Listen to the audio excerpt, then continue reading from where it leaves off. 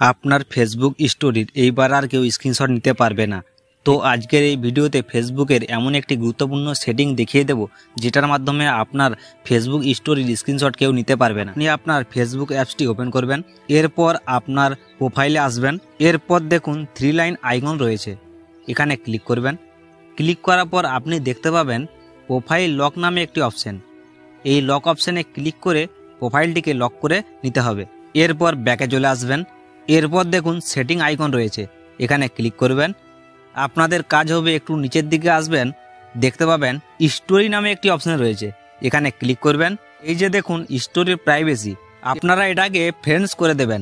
ব্যাকে আসবেন, এরপর দেখুন এই 3টি অপশন অন করে নেবেন। ওকে, এরপর আপনি যখনই স্টোরি শেয়ার করবেন ফেসবুকে, সেই স্টোরিগুলো কিন্তু আর কেউ স্ক্রিনশট নিতে পারবে না।